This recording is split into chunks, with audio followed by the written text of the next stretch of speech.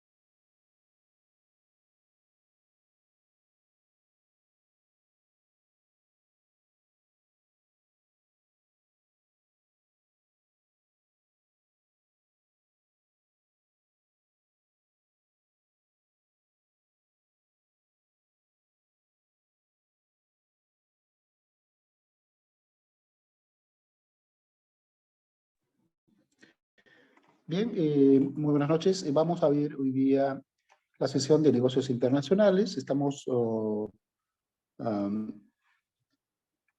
trabajando con los tópicos de negocios internacionales.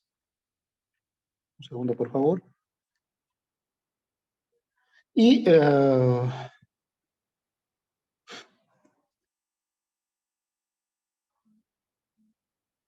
los ejes temáticos que vamos a desarrollar el día de hoy son los... Un segundo, por favor.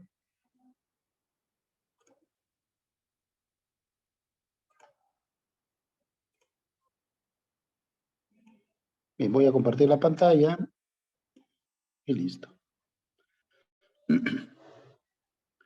Bien, entonces, como lo estaba indicando, los tópicos que vamos a desarrollar hoy día están vinculados con los negocios internacionales, las causas del comercio internacional, las ventajas del comercio internacional, y una sinopsis de lo que son los negocios internacionales y su teoría, las principales barreras que pueden establecerse para el comercio internacional y los elementos claves para un proceso de exportación y la parte financiera y la inversión extranjera y las formas de inversión extranjera en las operaciones de negocios internacionales. ¿Ok?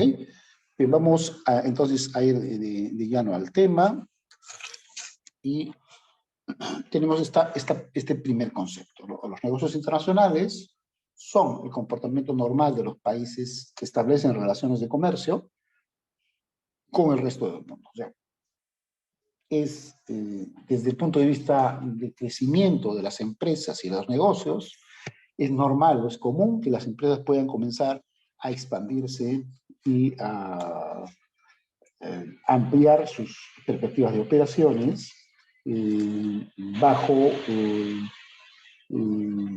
la perspectiva de desarrollar sus operaciones fuera del país, ¿no? Hacia el exterior. Eso es fundamentalmente la concepción del negocio internacional. Puede ser, yo puedo ofertar bienes o servicios hacia el mundo. Y en esto implica que hay este movimiento de bienes hacia el exterior, implica que por un lado va a haber un país hacia el cual se va a exportar y también, dependiendo de la perspectiva, va a haber un proceso de importación. Si soy, por ejemplo, el Perú, que quiere exportar a China, en el caso de que los productos salgan de Perú hacia China, el productor peruano, por ejemplo, de maca, es un exportador. Está produciendo y está enviando sus productos desde el país de destino, desde el país de origen, perdón, que es Perú, hacia el país de destino, que es China. En este caso estamos hablando de una exportación. Pero así como hay una perspectiva de exportación, que es nuestra perspectiva del empresario peruano, hay una perspectiva de importación para el comprador chino, el empresario chino, que está trayendo los productos desde el Perú hacia China. Esa operación será una operación de importación. ¿Ok? Entonces, ese es el juego del comercio internacional. Vamos a pasar al siguiente. Ahora, ¿por qué se produce el comercio internacional? ¿Cuáles son los factores que motivan, que promuevan que pueda existir actividades de comercio internacional? Hay diversos criterios o diversos factores que van a permitir que el comercio internacional se produzca. Dentro de estos factores tenemos, por ejemplo, la distribución irregular de los recursos económicos. Entonces, en algún país tiene mayor capacidad adquisitiva, y en ese momento se está hablando de comercio y de una oportunidad de comercio internacional. ¿Y en qué sentido es esta oportunidad? Porque hay un país que tiene mayores ingresos y que puede pagar una mayor tasa o un mayor precio por los productos que se comercializan. Entonces, Por ejemplo, en el caso específico de China, ha mejorado, por ejemplo, su capacidad o poder adquisitivo. Ha hecho esta mejora de su capacidad de poder adquisitivo y eso posibilita que pueda tener una capacidad de compra de los productos que se encuentran en el exterior. ¿Ok? Eso es básicamente, entonces, lo que tenemos. Esta es la distribución irregular. Hay algunos países que tienen mayor nivel de ingresos, mayor capacidad de poder adquisitivo y motiva que puedan comprar productos que no tienen en otro país. También se genera esta oportunidad de comercio internacional o se promueve el comercio internacional cuando tengo diferencia de precios. Por ejemplo, en un país es productor de grandes extensiones o gran cantidad de producción de trigo. Por ejemplo, México. En cambio, en el Perú, la producción de trigo no tiene el mismo nivel y es más cara. Entonces, hay una diferencia entre el precio del trigo en México y el precio del trigo producido en Perú. El precio del trigo producido en Perú es más caro que el precio del trigo de México, inclusive incluyendo los costos de flete y transporte. Frente a esa situación, por la diferencia de precios, a pesar de que el producto sea de un país más lejano, y con todos los costos de fletes y transportes, ingresarlo al país para su comercialización es más económico y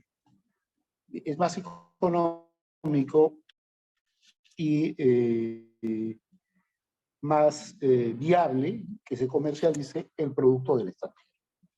Esa es una de las consideraciones entonces que tenemos que tener en cuenta. Y luego también por el riesgo de pérdida económica.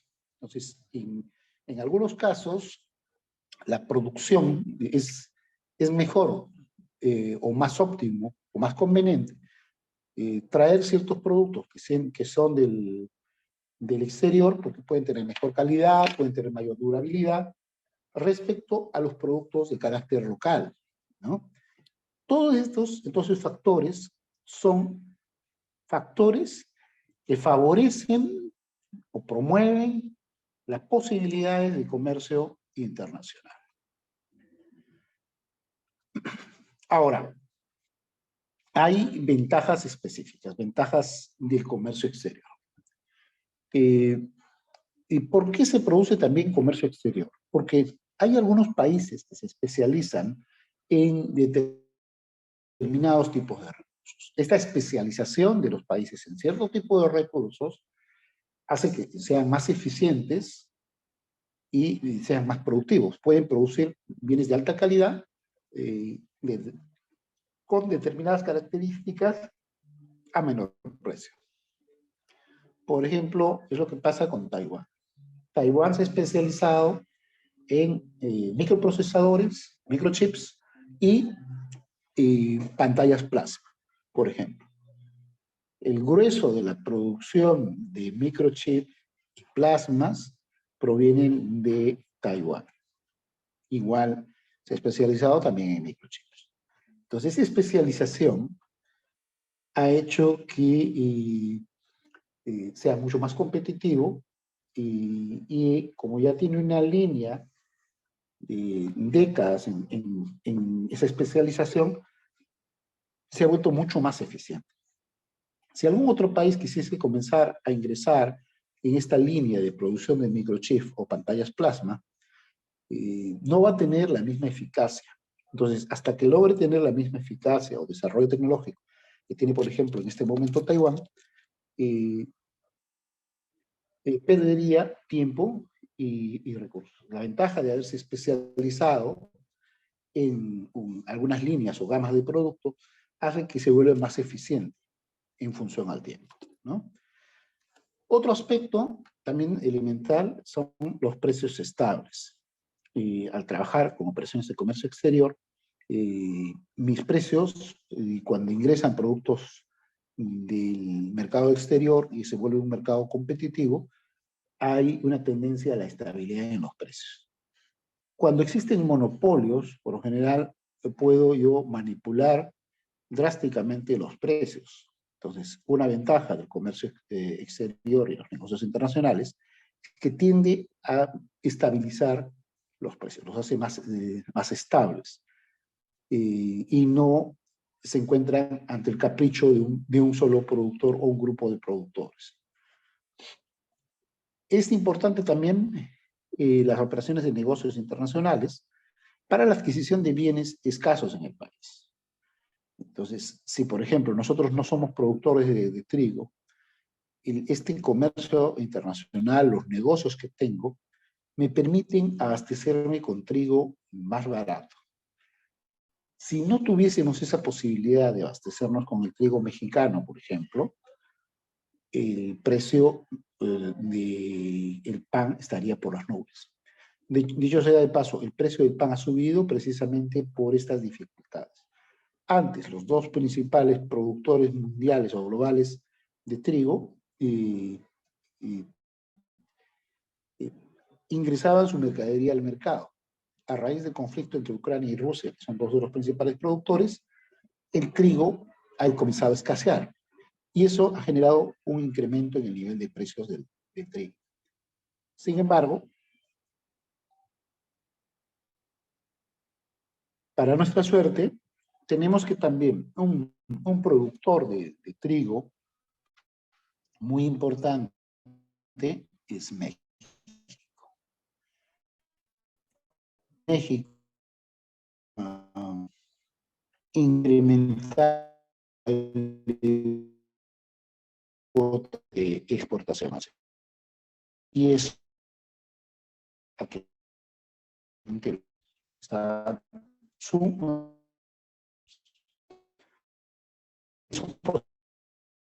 un país importador. En ese caso,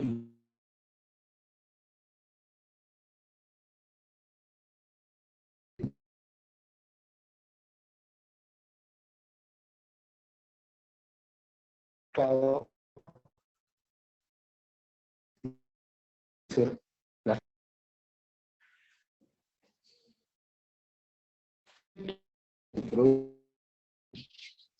demanda. Por ejemplo, hay ese bien se produce o hay una producción en exceso. Si esa producción en exceso no se distribuye, no sale a comercialización, el resultado de lo que tendríamos es un excedente de producción, y ese excedente de producción afecta a la economía de un país. ¿Listo?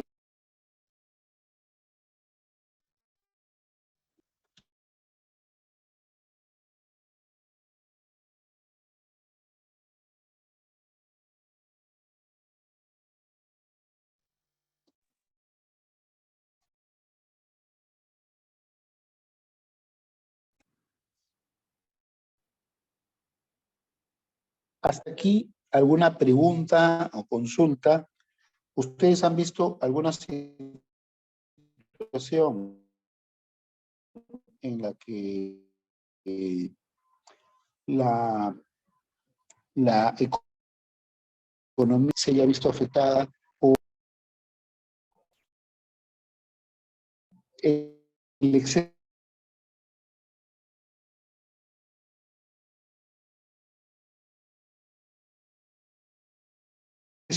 de Machar, su participación, por favor? Un caso, algún ejemplo en que se haya producido una distorsión en el mercado producto de la excesiva producción. ¿Me confirma, por favor? Pueden participar, activar su audio o por la zona chat, por favor.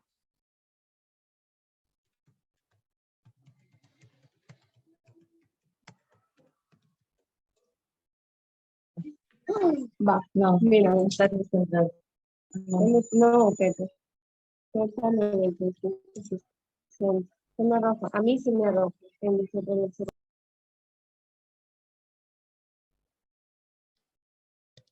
¿Aló?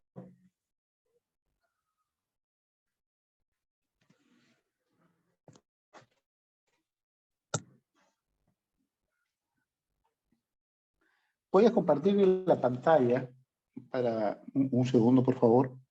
Voy a compartir la pantalla para que vea algunos ejemplos de, bueno, recientes de lo que estamos indicando. Un momento, por favor.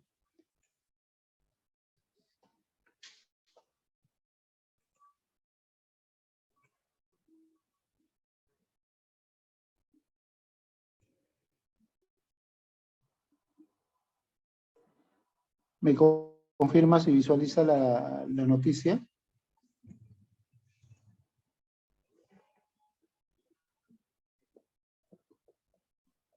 Sí se ve, doctor. ¿Podrías ayudarme dando lectura, por favor, a la noticia?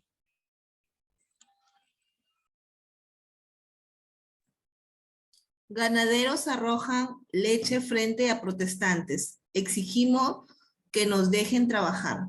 Pérdidas pequeñas, productores de Arequipa sostienen que desde hace 10 días la producción de leche se ha vuelto realmente crítica debido al bloqueo de carreteras.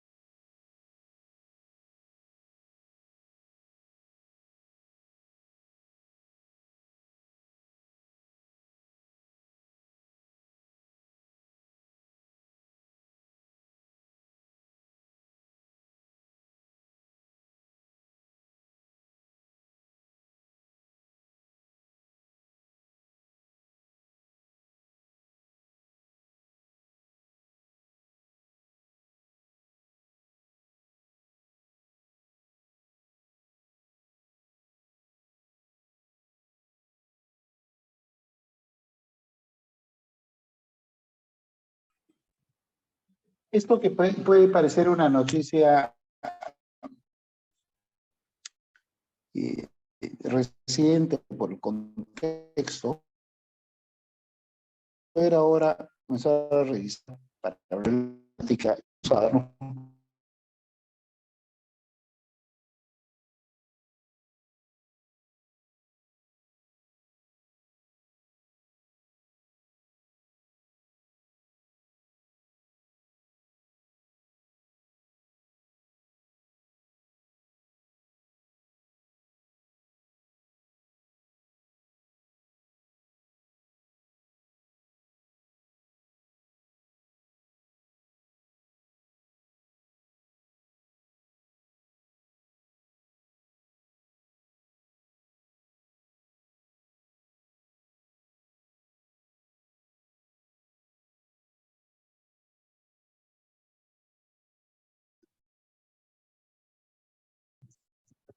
Un segundo, voy a activar el compartido nuevamente.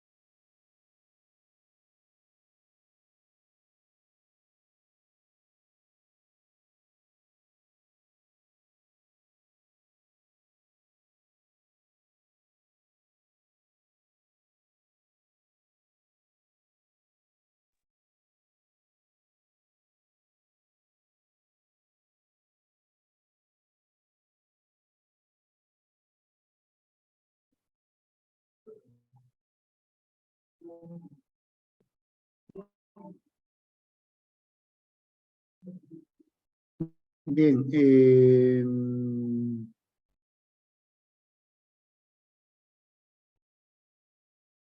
un segundo. ¿Me confirman ahora si visualizan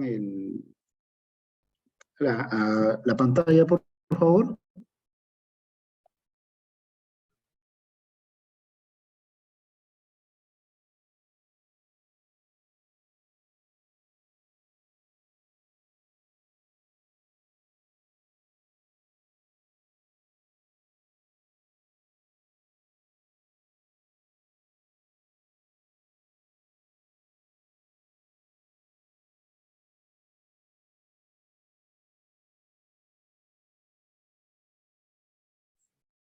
Sí se ve, doctor, la pantalla. Bien,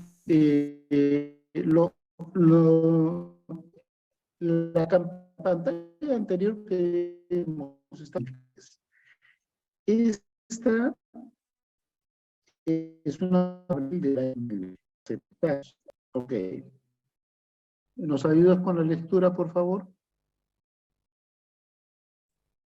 Claro. Ganaderos cajamarquinos arrojan al río 9.000 litros de leche.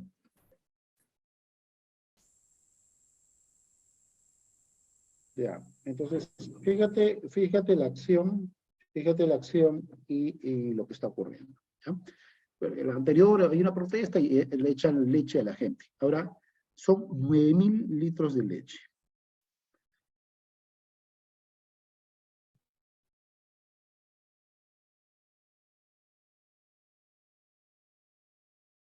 Fíjate acá, y no sé si pueden dar lectura a lo que estoy presentando, por favor. ¿Me confirman?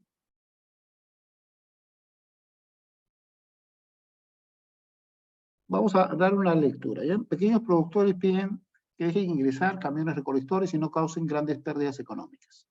Grandes pérdidas económicas están sufriendo los pequeños ganaderos del distrito de Tongot, provincia de San Miguel, región de Cajamarca, debido a que están tirando 9.000 litros de leche al río a consecuencia de que los camiones recolectores no pueden ingresar por las prohibiciones de circulación de vehículos ante el temor de la población se contagie con el coronavirus. Los pequeños ganaderos del distrito de Tongot manifestaron que llevan 3 días que están tirando leche al río. Son 5.000 litros en Tongot, 4.000 en Chilal, que hacen un total de 9.000 litros de leche que se pierden diariamente porque los camioneros colectiveros no pueden ingresar a recogerlo, precisan los ganaderos. Indicaron, pese a que la leche es un producto básico de primera necesidad, el alcalde del distrito Edilbando Becerra Santa Cruz ha prohibido el ingreso de vehículos a la jurisdicción. Bien, lo que quiero mostrar es que hay varias situaciones en las cuales, por ejemplo, la producción se pierde por problemas de manifestantes, por problemas del COVID, por diversos factores de sobreproducción. Entonces, para evitar que la leche baje de precio y se afecte, ¿qué hacen? La medida que se toma es tirar la leche al río. Y ese es un mecanismo muy común, muy frecuente, pero que afecta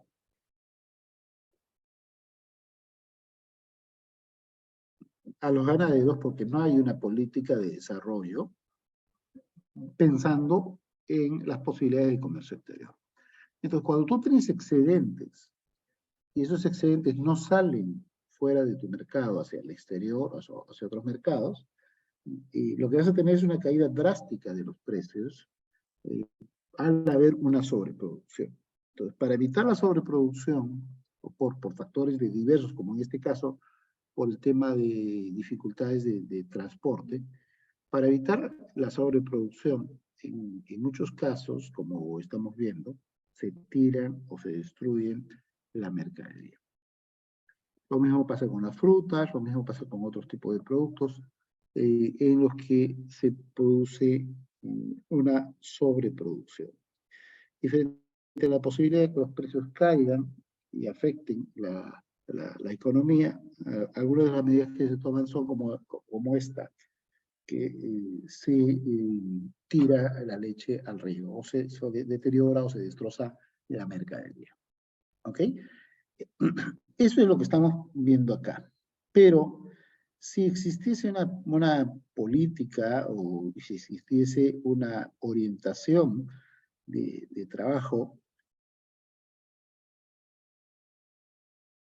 orientada hacia el mercado exterior, ese excedente de la producción que tengo debería ser colocado en el mercado exterior y no ocurrir la situación que estamos viendo actualmente, ¿no? Bien, y eso es todo, entonces la oferta. ¿Qué hacer frente a esta situación? Tendríamos que ver una perspectiva. Esto involucra tanto al gobierno como a los productores, tener una perspectiva orientada hacia el mercado exterior.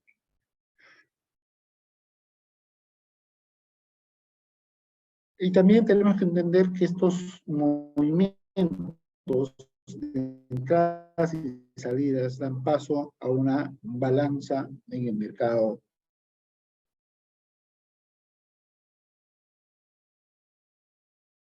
internacional.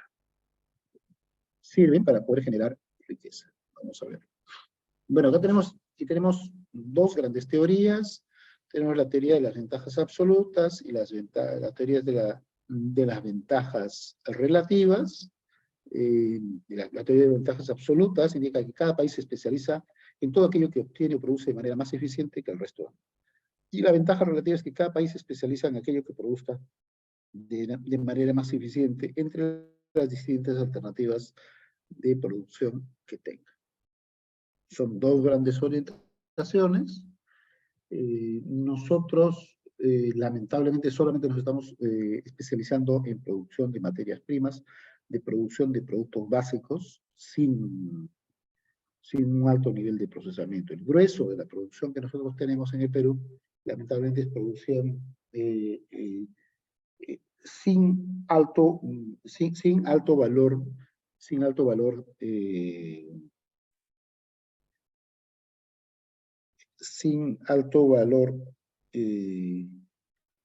agregado. Tenemos valor muy básico. ¿Ok? Y luego tenemos las barreras en el comercio internacional, que tenemos los contingentes, que son barreras cuantitativas, que en este caso el gobierno establece obligando un límite a la exportación en forma restringida. Hay algunos límites, por ejemplo, para la exportación de harina de pescado, de anchoveta, por ejemplo. Son cuotas o límites que se le ponen, y más allá no puede salir. Entonces, esas son las barreras de tipo cuantitativa, llamadas también contingentes. Otras barreras para el comercio son los aranceles. Son barreras impositivas, impuestas por el gobierno, una tasa aduanera que produce el aumento del precio, provocando la disminución de la demanda. Por ejemplo, va a ingresar un producto, le grabo con un arancel, le grabo con 10-20% al producto, entonces eso hace que su precio se incremente y es una barrera restrictiva, el precio es una barrera restrictiva que desalienta el consumo o la adquisición. Y también puede haber barreras administrativas, diversas como trámites aduaneros, hasta certificaciones y estandarizaciones, ¿no? En algunos casos nos piden certificación sanitaria, certificación de limpieza, certificación de higiene, dependiendo del rubro y dependiendo del producto. Es bastante frecuente que nos pidan una serie de autorizaciones, una serie de permisos para que podamos comercializar. Esto puede darse tanto para el ingreso al mercado, o sea, para traer un producto del extranjero, como para exportar. Si nosotros queremos exportar, así como nosotros hacemos un registro acá en las instituciones, igual tenemos que tramitar algunos permisos específicos en el país de destino, ¿no? Esas son, entonces, algunas de las principales restricciones o limitaciones que podríamos tener clasificadas acá.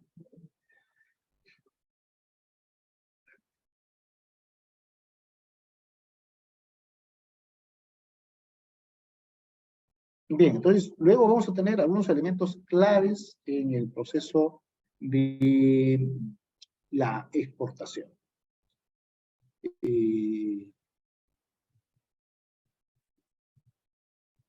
Tenemos primero que ver cuál es la actividad exportadora, cuál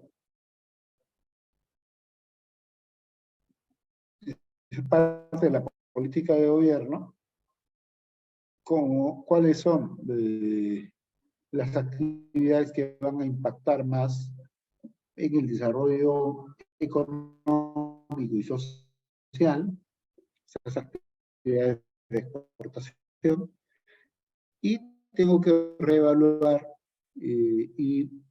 tengo que reevaluar y valorizar a estas actividades de concertación de esfuerzos entre el sector público y privado, ¿no? Otro aspecto clave es el tipo de cambio y la protección arancelaria, ¿ya? La apertura de economía a una competencia externa siempre proporciona un estímulo, ¿ya? Entonces,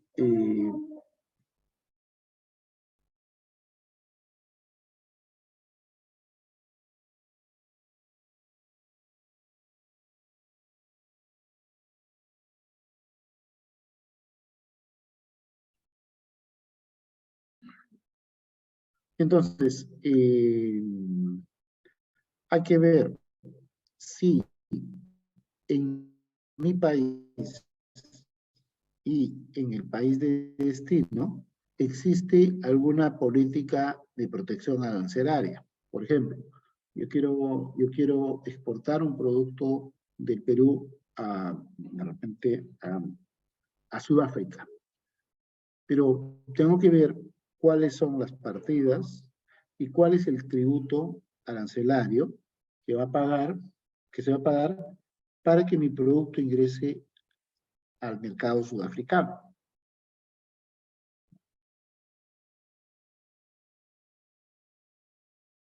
Si tiene un arancel del 5%, significa que si mi producto cuesta 100 soles, yo pagaré 5 soles de arancel.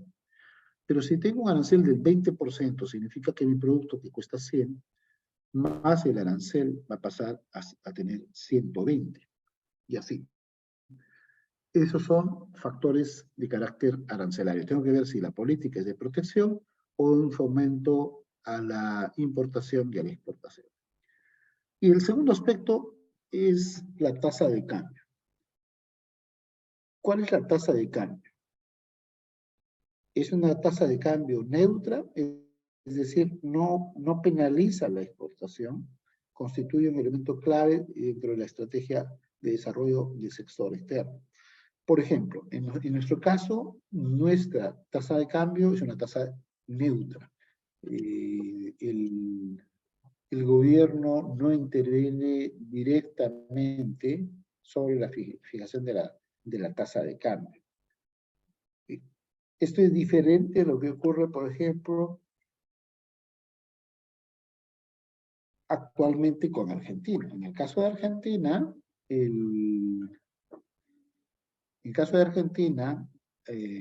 la tasa de cambio está regulada. Tienen una tasa de cambio especial para el mercado formal. ¿Ya? Es como en la época que nosotros teníamos el dólar MUC y luego había un dólar paralelo, el dólar informal, ¿no? Es algo así. Entonces, ahora, tenemos que ver que la tasa de cambio influye porque en algunos casos Si tú tienes una moneda fuerte, por ejemplo, cuando el sol está fuerte, puedes importar más cosas. Entonces, tener una moneda fuerte implica que puedes importar más productos del extranjero. Pero si tu moneda fuese débil,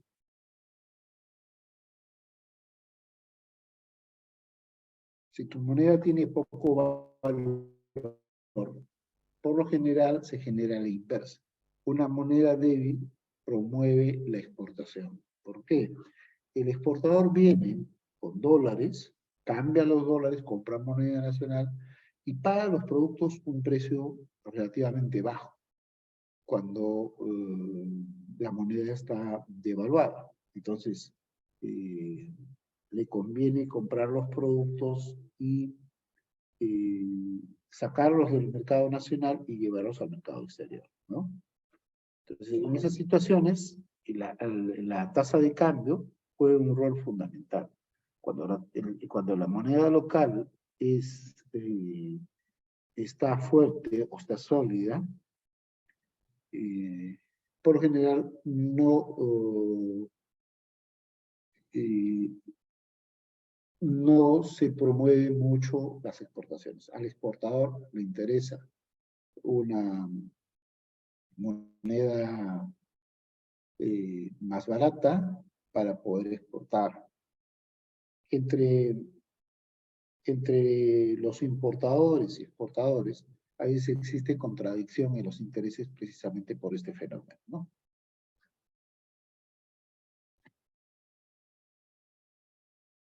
Luego, otro factor clave para el proceso de exportación es la reducción del sesgo anti-exportación.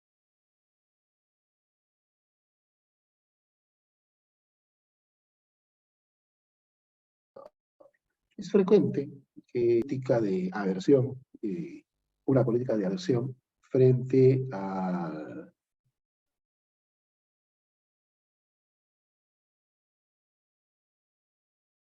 la exportación. Esta política de aversión a la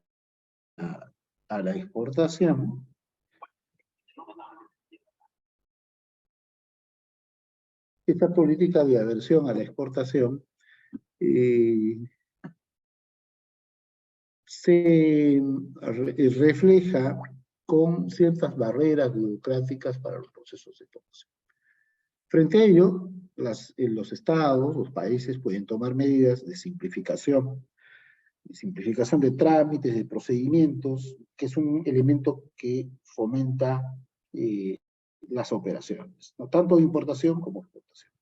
Por ejemplo, en ese caso, nosotros hemos avanzado, tenemos una ventanilla única del exportador, la BUSE, y hay algunos procesos que están más simplificados para los procesos de exportación, ¿no? Y también debe haber un programa de exportación, o sea, que fomente la exportación, que fomente el aprovechamiento de la capacidad productiva existente. Y eso se conoce como desarrollo productivo para la exportación. Yo articulo, genero innovación, genero transformación tecnológica para este tipo de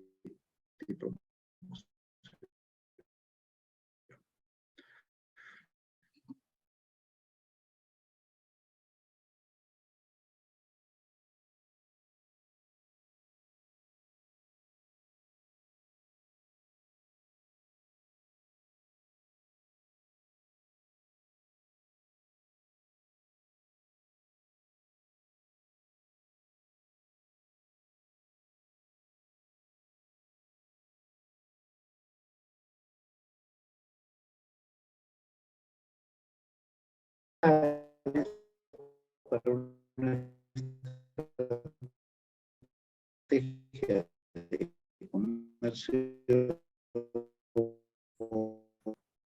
Doctor, se escucha entrecortado.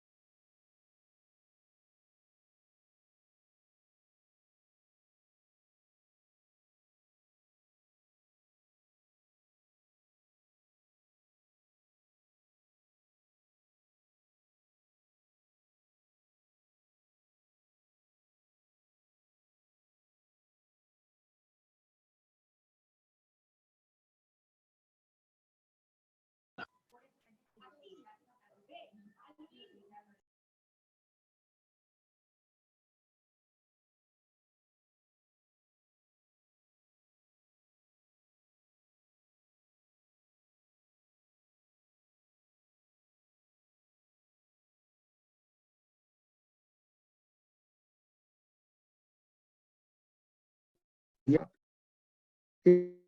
Esta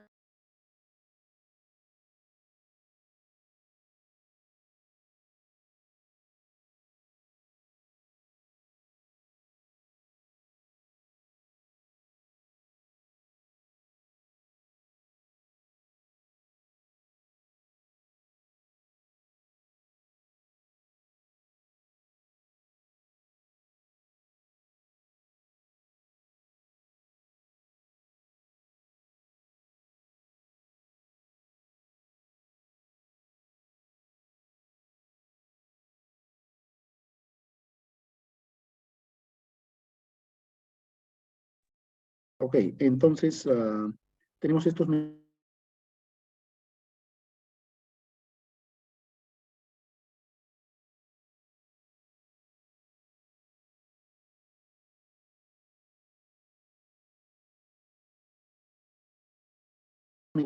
puede ser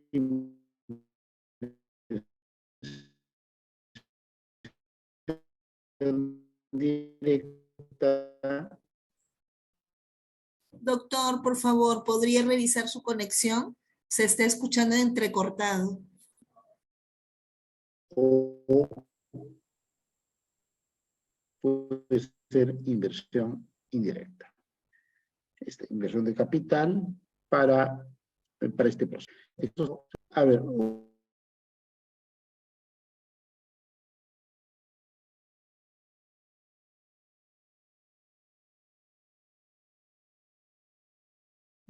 ¿me confirman ahora, por favor, si está mejor? Aló, ¿me confirma si está más estable ahora la conexión? Sí, ahora está mejor, doctor. Ok.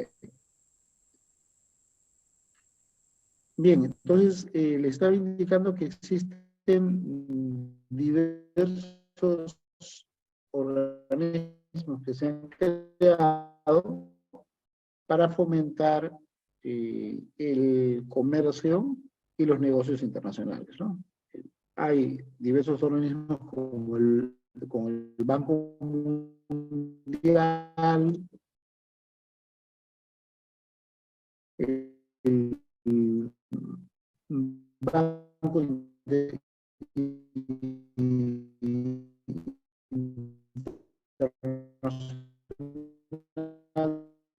de Reconstrucción y Fomento, Se escucha la Asociación no se escucha bien. Internacional de Fomento, la Doctor, sigue fallando su Cooperación señal. Sigue escuchándose entrecortado conforme usted avanza la ponencia, doctor. Inversión, Centro Internacional de Arreglos. No se A ver, entiende. denme un segundo, voy a cambiar de equipo, ¿ya? Un momento, por favor.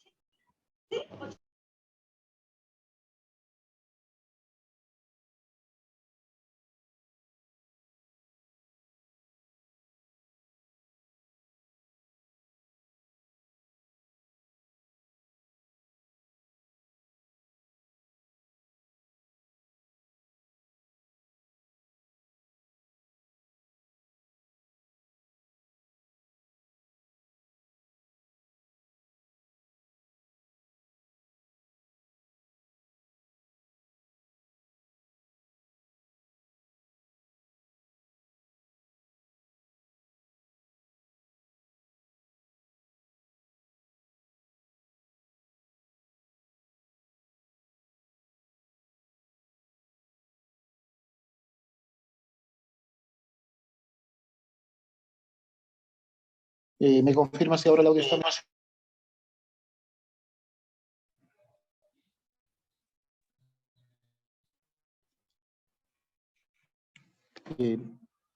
¿Está mejor el audio ahora? ¿Me confirma, por favor? Sí, ahora sí se escucha mucho mejor. Ya, voy a hacerlo mejor por este medio. ¿Ya? Bien, entonces está indicando que se han creado diversos mecanismos financieros para promover las operaciones internacionales. Dentro de estos mecanismos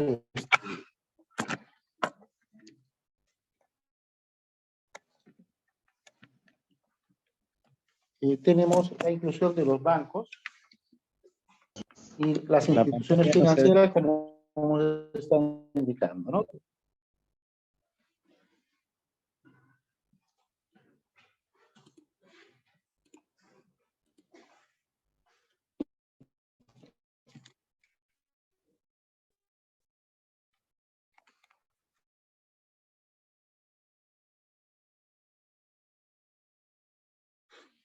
Tenemos diferentes mecanismos hemos estado indicando, y los organismos financieros, que son un mecanismo para facilitar las operaciones de comercio internacional, fundamentalmente. ¿Okay? Hay diversos tipos de estos tipos de organismos, como el Banco Mundial, el Banco Internacional de la Reconstrucción y Fomento, entre otros. Ahora, por este fenómeno que estamos viviendo en el campo global, también se están generando nuevos bloques económicos.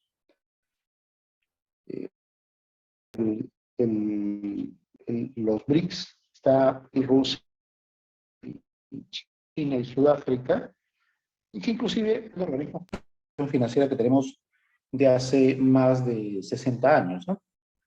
Estos organismos paralelos están vinculados con un nuevo banco y nuevas instituciones financieras que están aperturando. Es el Banco de los BRICS, por ejemplo, y que efectivamente en los próximos años va a ser un mecanismo importante e interesante vinculado al comercio, ¿no? Dicho sea de paso, en nuestro país tenemos, nos vamos a ver fuertemente impactados porque estamos dentro del proyecto de lo que se llama la Ruta de la Seda, y el país próximamente va a ingresar a un proceso de transformación asociado al puerto de Chancay, ¿no? En este puerto es fundamentalmente, está asociado fundamentalmente a la inversión china, y va a ser un puerto hub para el proceso de exportación eh, eh, hacia entre y Asia, ¿ya? Vamos a un pequeño corto, déjenme un segundo por favor, para ponerle el texto. Un momento por favor. Vamos a cambiar el compartido.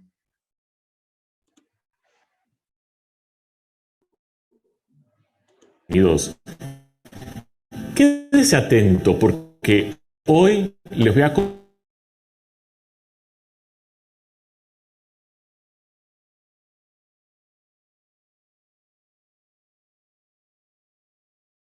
compartir una de las mejores oportunidades para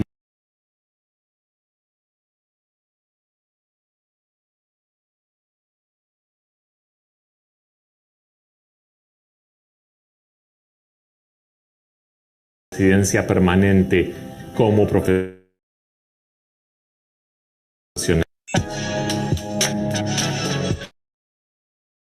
A unos 80 kilómetros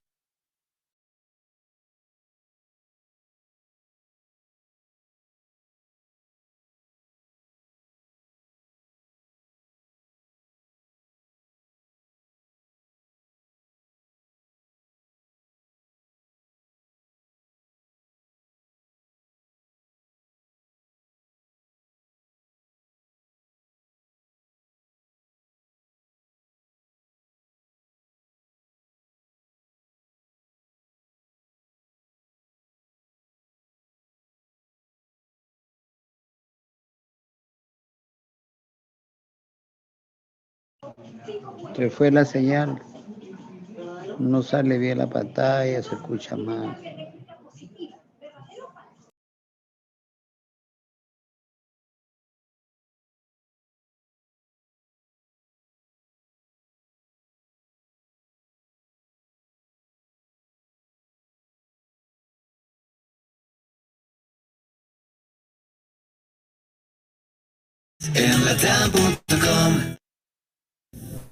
¿Usted es profesional peruano y está buscando cómo inmigrar legalmente a los Estados Unidos? A unos 80 kilómetros de Lima se viene ejecutando el proyecto de diseño y construcción del nuevo terminal portuario Multipro. Esta obra convertirá a la ciudad en un hub regional a efecto de redistribuir la carga a otros países cercanos como Chile, Ecuador y Colombia. Además permitirá descongestionar las vías de acceso al puerto del Callao, generando oportunidades para la carga proveniente del Oriente y Sierra Central y elevando su competitividad frente a otros mercados. Asimismo, será un puerto que movilizará cargas en contenedores, a granel, sólidos, líquidos y rodante. La inversión, que tiene en su primera etapa, asciende a 1.213 millones de dólares, pero no incluye IGB. En tanto, en su concepción final, superará los 3.600 millones de dólares. Con este proyecto, Perú apunta a convertirse en el hub de Asia en el Pacífico del Sur. El megaproyecto se ejecutará por etapas. La primera se desarrollará en un área de 141 hectáreas y comprende la construcción de un intercambio vial de acceso desde la carretera panamericana hasta el antepuerto vehicular, el túnel de conexión con la zona operativa y el complejo de ingreso. Asimismo, en la zona operativa se construirán los canales marítimos de aproximación y maniobra de naves, el espigón de abrigo sur de Punta Chancay y los 4 primeros amarraderos. La empresa china COSCO Shipping, en coordinación con el Ministerio de Transporte y Comunicaciones, está perforando el túnel, que tiene una longitud de 1.8 kilómetros. Además, viene realizando obras en la zona portuaria y en el complejo de ingreso. El gerente de Asuntos Públicos de la referida compañía, Mario de las Casas Vizquerra, mencionó que esta obra será un terminal moderno, bien equipado y con capacidad para recibir buques portacontenedores provenientes de la región asiática. Realmente, el calado por naturaleza de Chancay tiene ese gran beneficio y que nos va a poder ayudar para ser un punto de ingreso para toda la región, para Colombia, para Ecuador, para Chile y en un futuro para Brasil. La mega obra de inversión privada se convertirá en una de las principales puertas de entrada al Perú y será un centro complementario al puerto del Callao en carga de contenedores.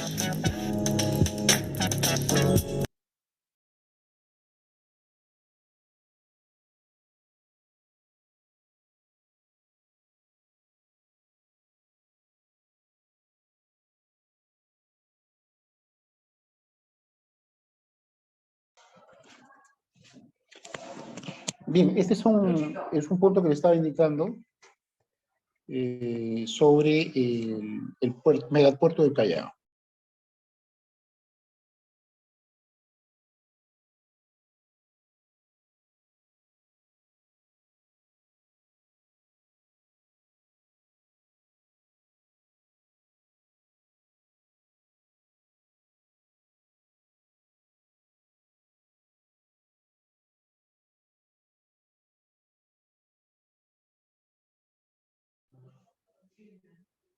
Bien, ese es el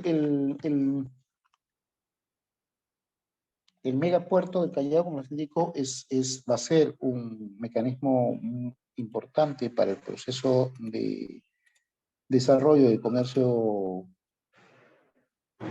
internacional. De acuerdo al crecimiento del mercado, toda la ingeniería, todo el desarrollo principal.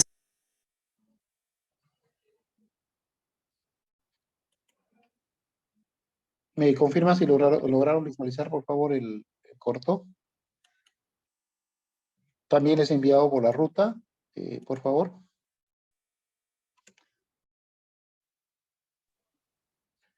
Y acá sí hay una precisión, no va a ser un puerto complementario al Callao, sino va prácticamente a sustituir, o se va a convertir en un puerto principal y el Callao va a ser un puerto secundario. Esa es la única precisión sobre el video que han visto, porque los barcos que van a entrar en Chancay son barcos mucho más grandes, de mayor calado, que los que ingresan actualmente al Callao. Ok, hasta aquí quedó claro, por favor, ¿me confirman?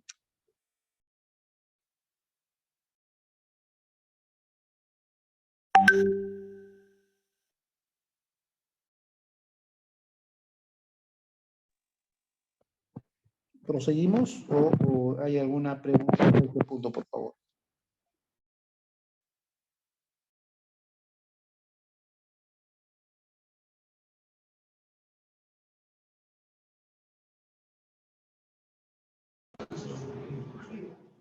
No se escucha claro.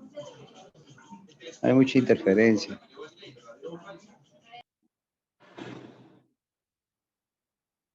¿Lograron visualizar el video? Si la idea es si hasta este punto tienen alguna consulta o pregunta, por favor.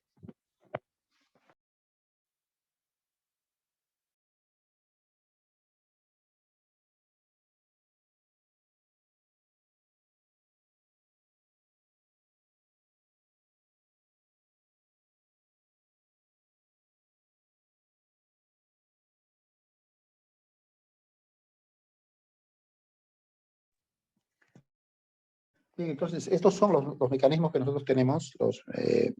Hemos visto una panorámica asociada al comercio internacional y ahora veríamos lo que corresponde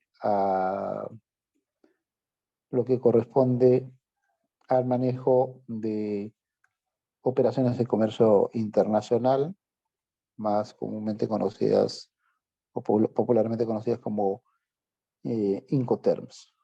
¿Ya? Lo que empezaríamos a ver entonces a continuación es el tópico de gestión de la importación y exportación en el marco de los negocios internacionales. ¿Listo? Denme un segundo, por favor. Ahora les comparto la diapositiva.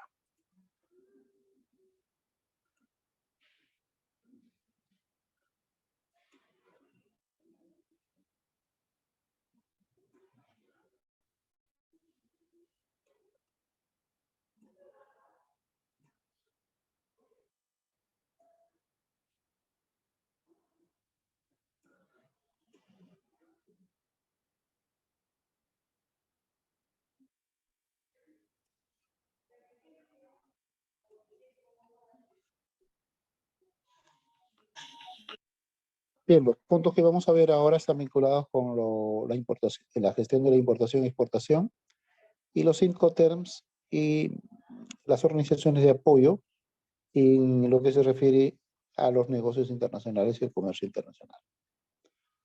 ¿Me confirman si visualizan la imagen, por favor?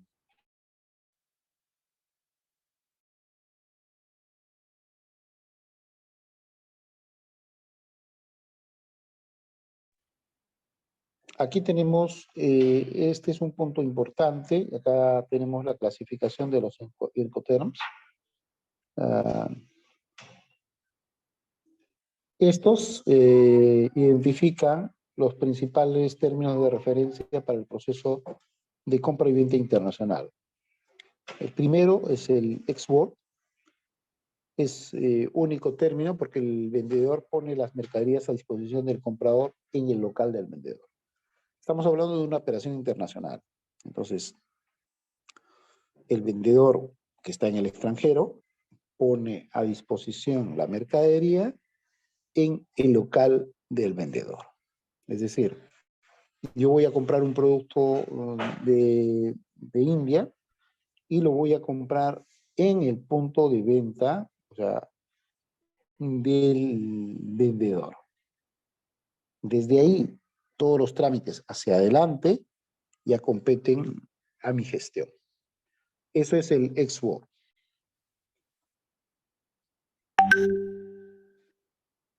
Luego tengo la segunda forma. Dentro de la segunda forma tengo el FOB, el FAS y el FCA. En este caso, el vendedor se encarga de la entrega de la mercadería a un medio de transporte escogido por el comprador. Por eso se dice, frecuentemente se utiliza el término, el más común, el más frecuente, es el término FOB. ¿Cuál es tu precio FOB?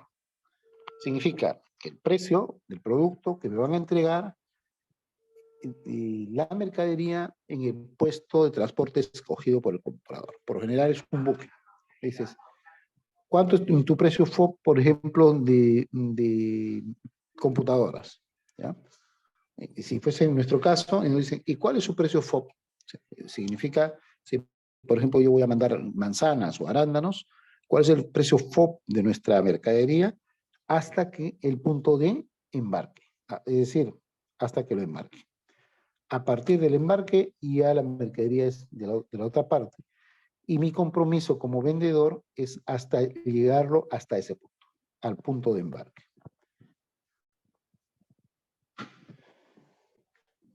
Luego tengo la clasificación C, y acá tengo 3. El CFR, el CIF, el CPT y el CIP. El más conocido, el más referenciado es el CIF. En este caso, el vendedor contrata el transporte sin asumir los riesgos de pérdida o daño de mercadería o costos adicionales después de la carga de despacho. Es decir, por este contrato, yo ya no te dejo solamente en el puerto, te dejo en el puerto y contrato el transporte, pero no estoy asumiendo riesgos por pérdidas o daños que se pueden sufrir en la mercadería. Por ejemplo, una pérdida podría ser que se deteriore o que haya una merma al interior. Yo lo embarqué, tengo el certificado de embarque y todo, hasta ahí llegó mi obligación. Y he pactado que voy a pagar el transporte, pero nada más. O sea, no asumo ninguna responsabilidad de la mercadería. Si la mercadería demora y se deteriora, no es ya responsabilidad del vendedor. Ese es el CIF, ¿no? El Incoterm CIF. Luego tengo la D, el DAF, DES, DEC, DDU o DDP. En este caso, en líneas generales, el vendedor soporta todos los gastos y riesgos necesarios para llegar la mercadería al país de destino. Entonces, son diversos tipos de Incoterms, dependiendo del caso.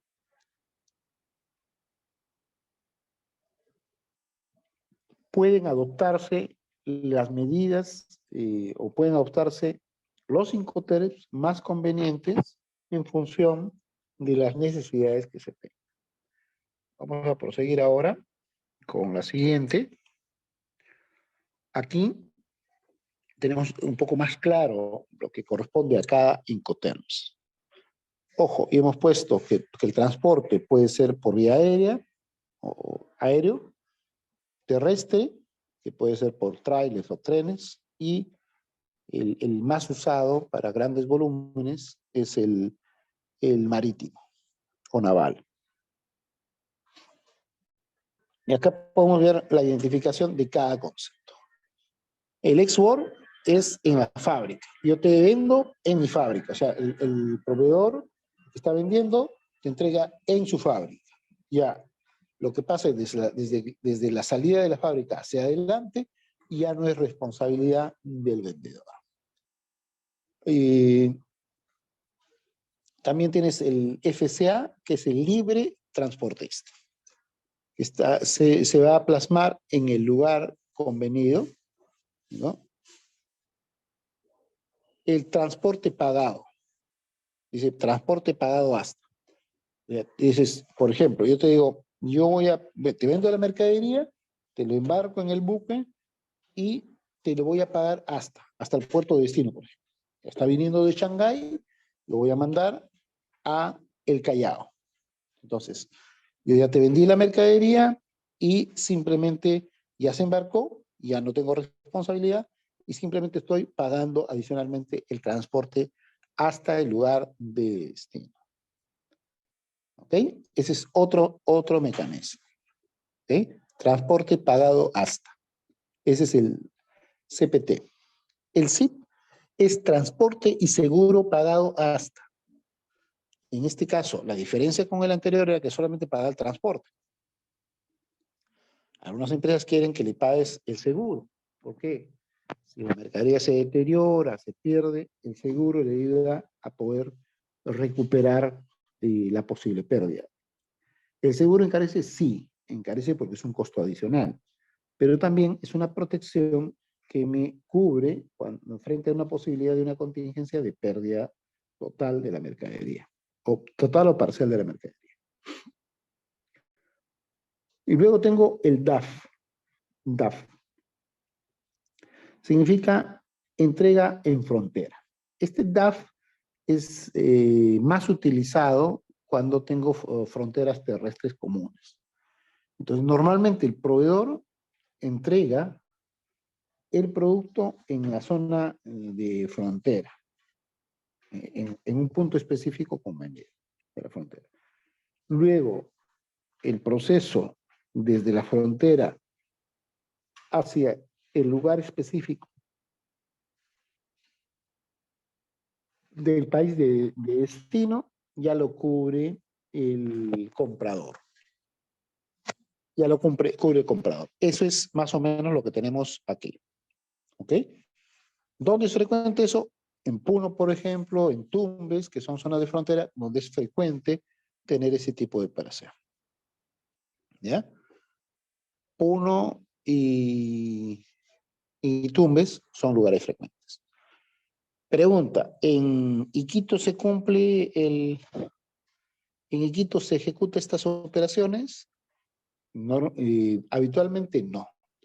En Iquitos hay bastante contrabando y no hay un desarrollo fronterizo. Si ustedes ven la diferencia fronteriza entre Perú y Colombia o Perú y Brasil, encontraremos que definitivamente hay una diferencia abismal. ¿Ya? Entonces, en un momento vamos a ver precisamente por qué no se da, por qué no hay desarrollo de comercio fronterizo por esa zona. ¿Ya? Bien, luego tenemos entonces, del DAF sigue el DDU, entrega derechos no pagados en el lugar de destino convenido. ¿Ok? ¿Quién tiene que pagar los derechos aduaneros? La otra parte, el que está comprando. Ahora, tú también puedes pactar con el DDP. ¿Qué cosa significa el DDP? Que estás entregando con derechos pagados.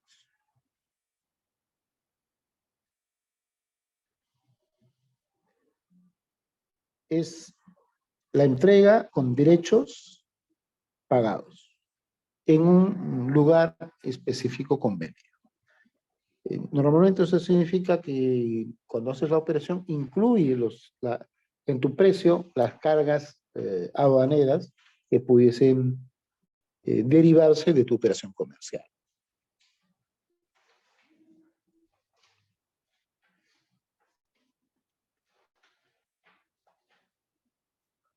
Luego tenemos en transporte, Incoterms en transporte aéreo, que son comunes, en transporte aéreo tienes, por ejemplo, el FCA, que es el libre transportista en el lugar convenido. Lo mismo pasa en ferrocarriles. Tienes el FCA, que es el libre transportista en el lugar convenido. O carretero. De igual manera, el libre transportista en el lugar convenido. Pueden darse en cualquiera de las modalidades de transporte. Ahora, los Incoterms más comunes en transporte fluvial o marítimo, el FAS, que es el libre, al costado del buque, en el puerto de carga convenido. O sea, yo te entrego al costado del buque. La estiva para subirlo ya corre a cuenta del comprador. Yo te lo entrego al costado del buque. Eso significa el FAS. El FOB. ¿Qué cosa es el FOB? Es el más común, el más utilizado. El FOB es libre a bordo. ¿Qué significa? Yo te pago incluyendo el costo de carga o estiva. Hasta ahí llega mi responsabilidad. Te entrego la mercadería ya cargada en el buque.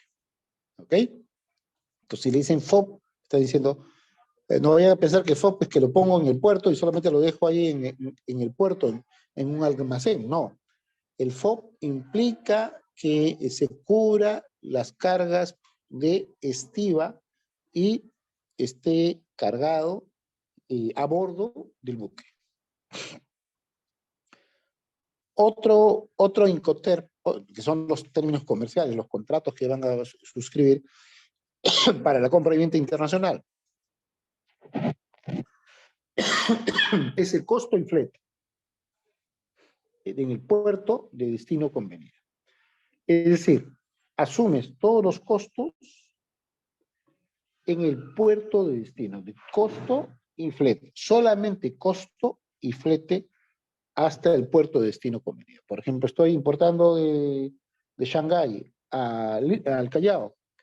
Entonces, mi destino es el Callao. Mi puerto de destino, ¿cuál es? Callao. Ya, perfecto. Hasta el puerto de destino. Pero eso no implica el costo de estiva en el puesto de destino, solamente el flete, no el de estiva para poder retirar los bienes de el punto de destino. ¿Ya? Luego tengo el CIF, costo más seguro y flete en el puerto de destino. Observen que en el anterior, el CFN, era solamente costo y flete. Acá es costo, seguro y flete. ¿Qué ocurre en el anterior? Si yo contrato este elemento y es un elemento frágil que se puede deteriorar, entonces no tengo ninguna protección si ocurre alguna contingencia que me afecta a la mercadería o los bienes. Entonces, esa es una problemática, ¿ya?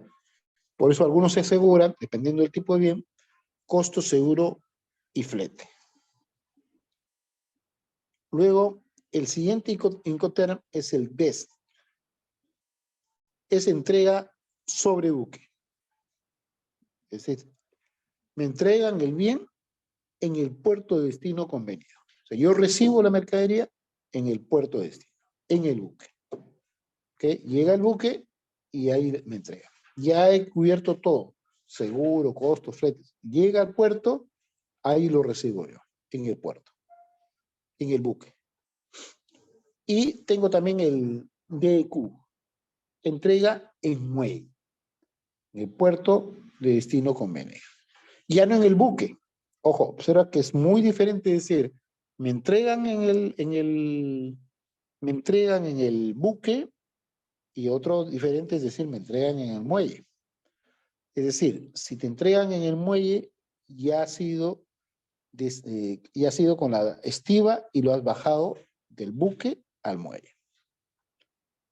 Eso es muy importante porque a veces si uno no sabe cuáles son los términos bajo los cuales estás contratando, puedes cometer tremendos errores en cálculo, en costos y en tiempo, ¿no? Que son sumamente importantes en los negocios.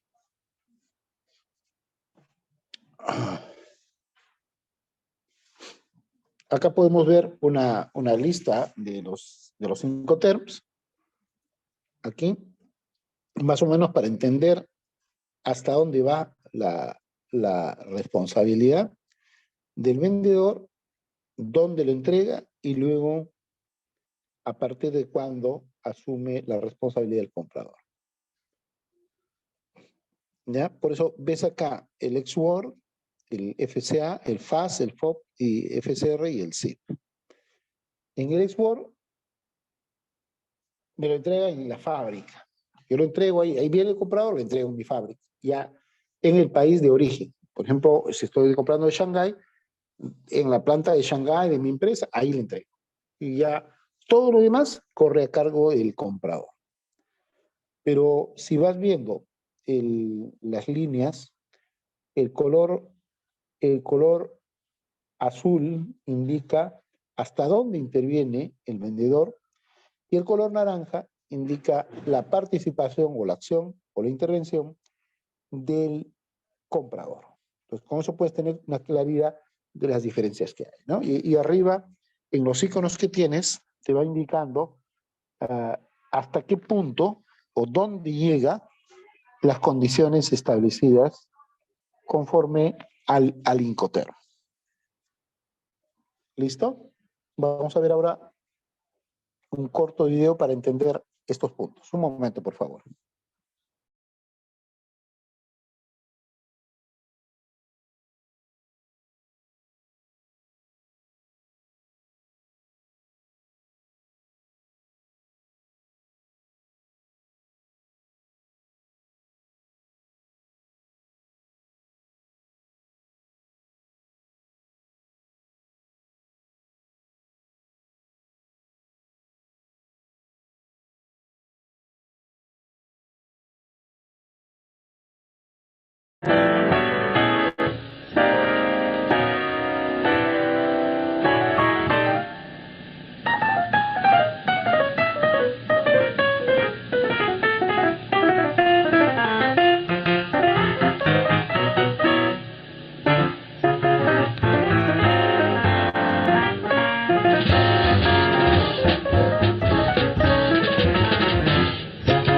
¿Quién es responsable? El exportador.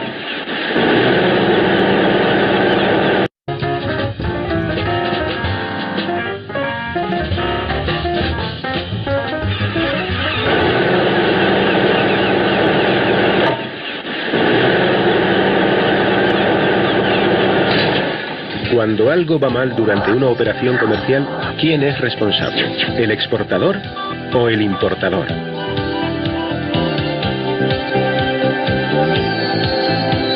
En el comercio internacional existen una serie de términos comúnmente aceptados para resolver los conflictos que puedan surgir entre las partes que intervienen en una operación, los Incoterms. Toda transacción comercial se plasma en un contrato de compraventa. En este contrato, las partes tienen que establecer quién se hace cargo de los costes de transporte y quién se responsabiliza de la mercancía en caso de deterioro, además de otras obligaciones que pueden resultar difíciles de interpretar en caso de litigio.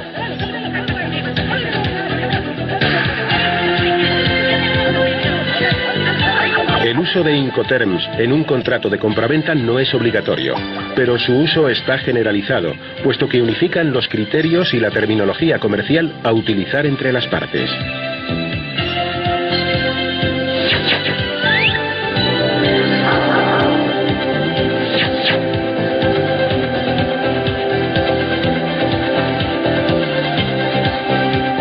Los Incoterms regulan los 4 grandes problemas que comporta toda transacción comercial: la entrega de las mercancías, la transmisión de los riesgos, la distribución de los gastos, los trámites documentales.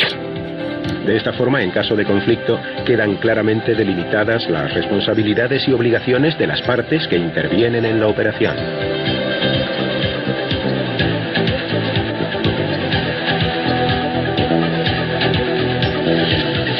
Los Incoterms fueron establecidos en 1936 por la Cámara de Comercio Internacional, con sede en París. Desde entonces, este organismo ha modernizado los Incoterms en varias ocasiones para adaptarlos a las prácticas comerciales actuales. Según la última actualización, que entró en vigor el 1 de enero del 2000, existen 13 Incoterms que se pueden agrupar en 4 categorías. La primera comprende un solo Incoterm. Se aplica en operaciones en las que el exportador se limita a entregar la mercancía en sus propias instalaciones al importador, que asume todos los costes y riesgos de transporte. La segunda categoría incluye los Incoterms aplicables a operaciones en las que el exportador se responsabiliza de los costes y riesgos de transporte hasta el punto en que, según lo acordado con el importador, debe entregarlo al transportista principal. A partir de ese momento, las responsabilidades se trasladan al importador.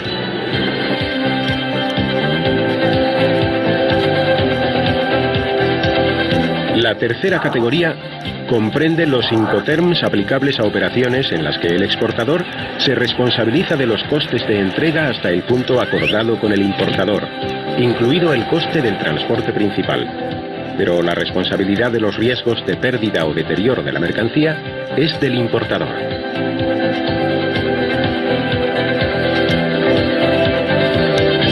Y la cuarta categoría se aplica cuando el exportador se responsabiliza de todos los costes y riesgos de transporte de la mercancía hasta su destino final. Estos 13 Incoterms son los únicos sancionados por la Cámara de Comercio Internacional y se aplican exclusivamente a las relaciones entre comprador y vendedor. No hay que confundir los Incoterms con otros términos parecidos utilizados en los contratos que comprador y vendedor firman con los transportistas. Estos son contratos de transporte independientes del contrato de compraventa y por tanto no serán tratados en este vídeo.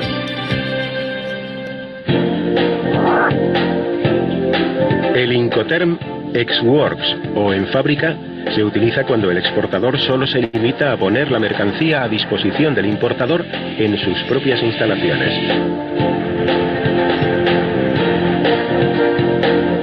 La responsabilidad del exportador se reduce a proporcionar la mercancía convenientemente empaquetada y embalada. En ese momento tiene lugar el acto de entrega de la mercancía y por tanto la transmisión de los costes y riesgos del exportador al importador.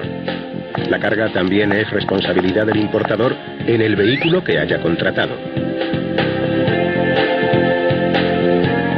La fórmula de vender ex works o en fábrica supone la mínima obligación para el exportador. Se utiliza normalmente por empresas sin experiencia en comercio internacional o que carecen de infraestructura comercial en el exterior. El Incoterm en fábrica es el único en el que los trámites aduaneros de exportación corren por cuenta del importador.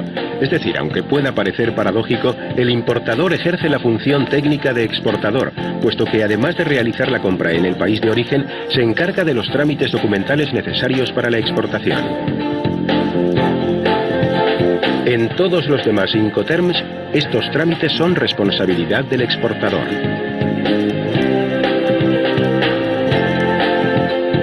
El Incoterm Free Alongside Ship o franco al costado del buque se utiliza solo en transporte marítimo y significa que el exportador asume los costes y riesgos de transporte hasta el muelle donde está atracado el buque contratado por el importador.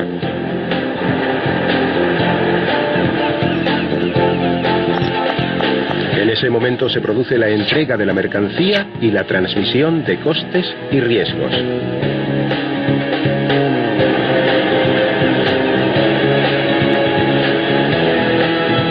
Por tanto, si se produce un problema durante la carga, es el importador quien debe asumir la responsabilidad.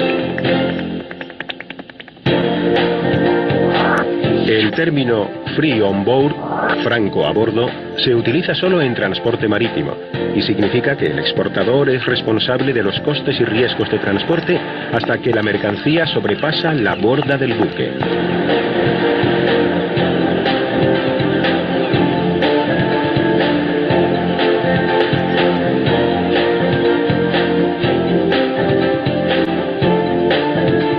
En ese momento se produce la entrega de la mercancía y la transmisión de costes y riesgos. En la modalidad franco a bordo, si se produce un problema durante la carga, antes de que la mercancía sobrepase la borda del buque, el responsable será el exportador.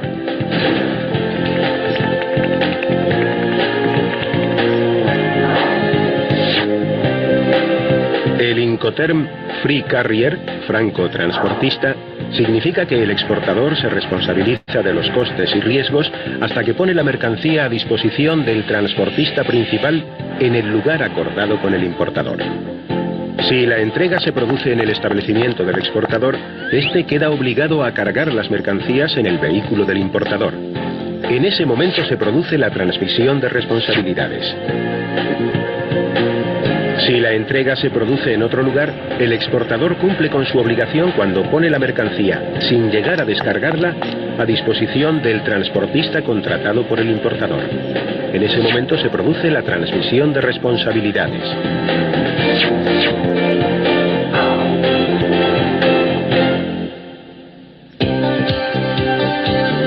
En los Incoterms vistos hasta ahora, en fábrica, franco al costado del buque, franco a bordo y franco transportista, el importador tiene la obligación de contratar al transportista principal y por tanto asume el coste o flete de ese servicio.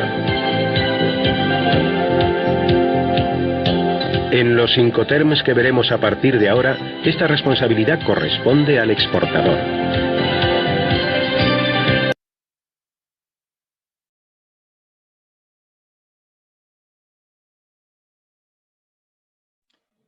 Bien, con esto hemos querido resumir un poco todo este panorama que hay de los Incoterms y cómo se están manejando. Es sumamente importante cuando estamos en comercio, cuando estamos en el comercio internacional, tener claro cuál es el tipo de contrato que estamos suscribiendo y hasta dónde interviene nuestra responsabilidad. Normalmente, cuando se ingresa a realizar operaciones de comercio internacional, negocios internacionales, es vital tener en cuenta cuál va a ser la responsabilidad, hasta dónde es la responsabilidad del comprador y hasta dónde es la del vendedor. Eso tiene que estar claro porque a veces cuando recién se inician en operaciones de este tipo, en operaciones de comercio, el desconocimiento precisamente de estos factores es el que genera el grueso de dificultades a los que están emprendiendo algún tipo de negocio. ¿Ok? Bueno, entonces eso es lo que vimos en el esquema en el LexWorld. Todos estos materiales los vamos a transferir también. Acá este es el del FCA, libre o transportista o en el lugar convenido. Y el FAS, igual el esquema del FAS, o el más utilizado, el más común es el FOB. Muchas empresas eligen el FOB y así sucesivamente, ¿no? Entonces, van a tener acá las diapositivas disponibles. Hay un sistema de control, de funcionamiento del entorno normativo que está vinculado también a SUNAT, aduanas. Hay todo un proceso de verificación y cotejo que se efectúa a través de los medios de control. Hay un proceso ordinario y también en función a si la mercadería sale catalogada en línea verde, naranja o roja, pasan a hacer una verificación, un control y cotejo total, o pueden pasar libremente si están en canal verde, por ejemplo. ¿Sí? Son algunas de las consecuencias a tener en cuenta en este proceso de negocios hacia el extranjero. Es muy importante, si vas a exportar algo, primero tener en claro las negociaciones sobre los precios, los costos, qué tipo de mecanismo vas a tener y pactar correctamente estos mecanismos para evitar tener problemas. También es importante que todas las operaciones necesariamente tienes que vincularte con las cámaras de comercio nacionales, ya sea, por ejemplo, si estoy exportando a Shanghái, tienes que vincularte con la Cámara de Comercio del país de destino, tienes que verificar si es un proveedor o realmente que tenga registros, que tenga seriedad, que tenga cuentas bancarias y todo. Todos esos mecanismos se utilizan para verificar o validar la información y la seriedad del vendedor, ¿no? El comprador tiene que tomar esas previsiones para evitar caer en una estafa, para evitar que puedas contratar una empresa que no es lo que dice ser, o una empresa fantasma, o una empresa que no tenga la capacidad.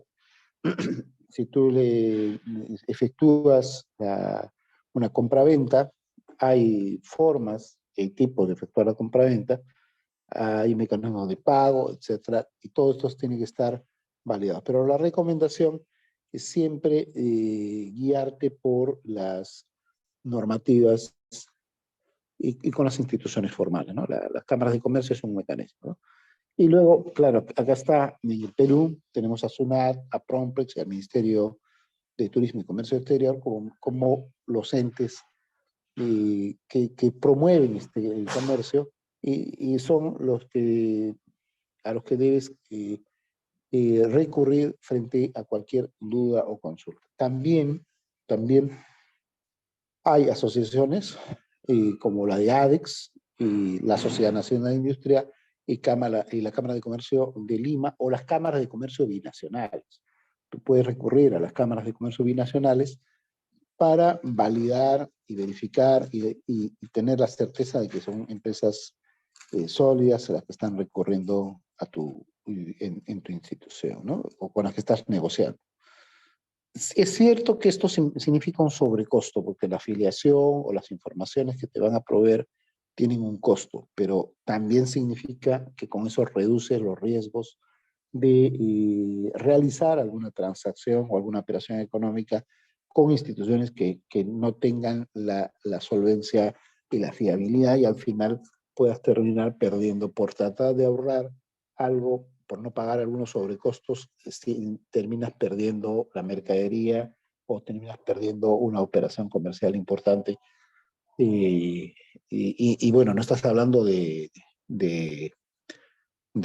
poco dinero, de cientos de soles, sino estás hablando de miles de soles o miles de dólares en pérdida que podrías tener en mercadería, ¿ya? Esa es la recomendación. Buscar siempre la consolidación de la información y la verificación de la información a través de organismos sólidos, serios en estos procesos de comercio y negocios internacionales. Bien, eso es más o menos lo que tenemos aquí. Vamos a pasarle estos materiales de las dos diapositivas que hemos tenido con ustedes y espero que con esta sesión tengamos un panorama mucho más amplio de cómo se realizan las operaciones y los negocios internacionales y, sobre todo, cuáles son los mecanismos para que puedas pensar en una exportación, ¿no? Bien, muchísimas gracias. Gracias a ESEI Perú por esta oportunidad de poder compartir estos conocimientos con los participantes del curso. Entonces, en un instante le vamos a enviar todos los materiales para que lo tengan disponible a través de la coordinación. Muchas gracias.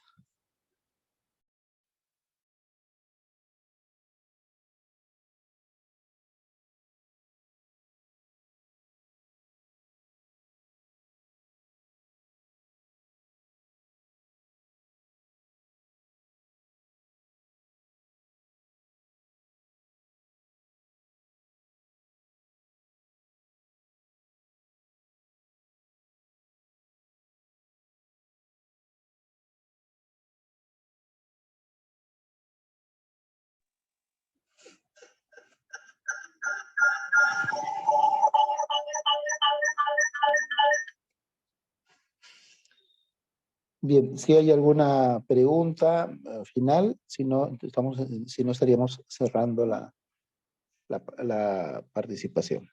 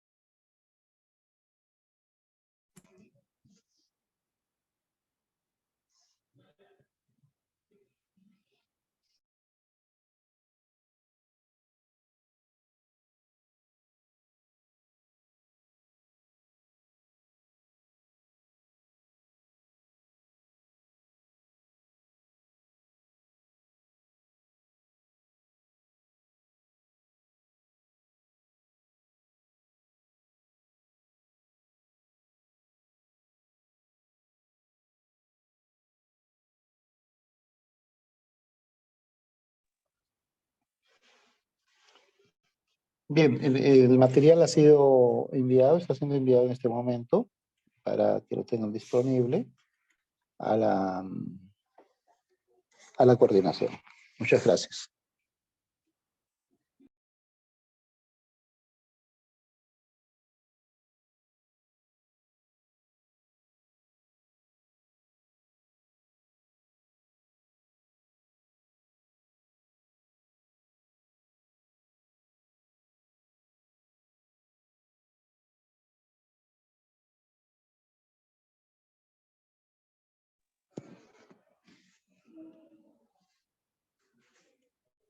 Muchas gracias, muy buenas noches. Entonces, por favor, con la coordinación, tienen el material disponible. Muy buenas noches.